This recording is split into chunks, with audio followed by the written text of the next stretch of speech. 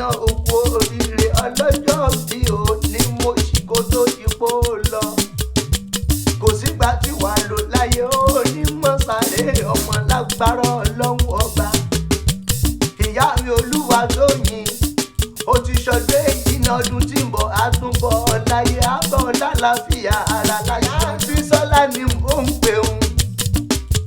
Ìyá tó fún mi ni mò ń ké sí lọ́wọ́ olórí ire ní lágbára ọlọ́run ọba ó ní mọ́sàrí ọmọ. Happy birthday to you o aya Martins mi kórí jẹ́ ọ̀pẹ láyé. Ìdánrẹ́ mọ́jú ọba ọmọ apàdán jẹ ọmọ apàdán ṣẹbọ ọmọ àrígbá buwó ọmọ onígbó owó àgbọ̀n gbẹ̀ṣọ ọmọ pélé bàbá tó bí ọlọ́mọ ẹ̀yìn lọ́mọ olómi tí kán tẹ́rẹ́ tó lórí òkè òkúta ẹ̀yìn ọmọ àrígbá buwó nílé bàbá rẹ̀ ẹ̀yìn ọmọ olókè mẹ́rìndínlógún mẹ́rin àdúróbọ mẹ́rin àbẹ̀rẹ̀bọ mẹ́rin akúnlẹ̀bọ mẹ́rin tó kù ó ní tán fi ń ṣe lé bàbá tó bí ọlọ́mọ ẹ̀yìn làṣòkúta dowó ẹ̀yìn lẹ́sà pátá lọ́mọ nílùú sókè yíká ò lágbára ọlọ́run ọba mọ̀mọ́ mi ò ní sunkún lórí ọkọ. Aya wọn lóńdó ẹ kí mo gùn ọmọ àrẹ́yìn jájá ṣọ́mọ pé tí bá ń kiri ọkọ rẹ lọ́wọ́ jájá jájá jájá bóńdó bá láwọn ò ní jájá mọ́ ọ̀jájá láàmú pé wọ́n tó bá dọ̀la èyí ń gbé ni wọ́n ará alágbẹ̀dẹ ọmọ awúkọ́ gbìnrín bí erin bá fọ máa gùn fẹ́ kiri bí ẹni òjòkú nírè ìrẹ́ ló ti ń bọ̀ lọ mọ́kọ́ fún wa wọn ò ní bọ̀ mùsùlùmọ̀ lágbẹ̀dẹ àgbẹ̀dẹ mi ṣùṣù lọ́nà kiri ondo kan gbọ́dọ̀ déwé rán wọ́n sì gbọ́dọ̀ wá gbòǹgbò bẹ́ẹ̀ ayérò fẹ́ ni wọ́n ọmọ àdókò níbi owó gbé ń so ọmọ àtọ̀run bẹ̀bẹ̀ àlè ọmọ àdókò lójú àgbàrá kíyẹrin ọmọ gbọ̀n sí nílé ọkọ rẹ̀ bí n bá ń kó ondo lọ́wọ́ ondo kan ìlà méjì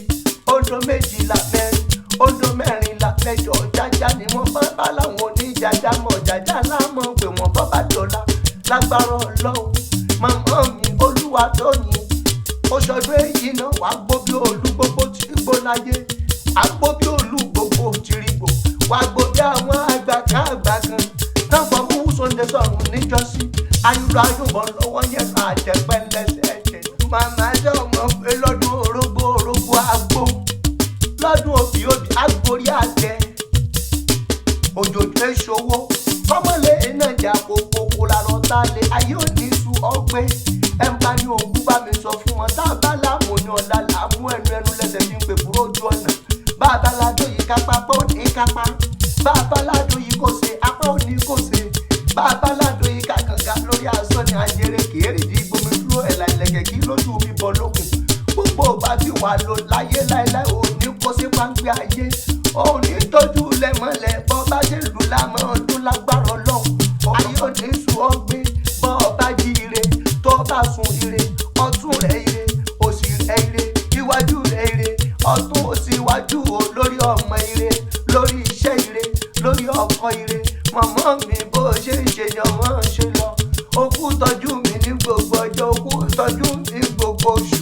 lórí o tó fún mi ò ní sunkún lórí Abísọ́lá ò ní sunkún lágbára ọlọ́run ọba gbogbo ọmọ tó dára rẹ jáde ò ní fọwọ́ rẹ gbé wọn sí láṣẹ ọlọ́run ọkọ rẹ Martins mọ́ bá ń tọ́jú bàbá mi dáadáa ẹnjìníà tó mọ̀ye dàtọ̀ tó mọ tílé wí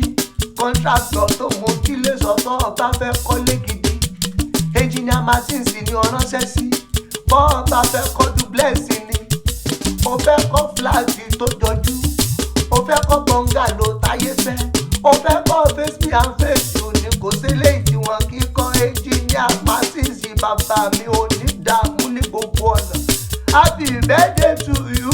ìyá mi Olúwatóyìn aya Martins ọmọ Látúnjí Mrs. Martins long life and prosperity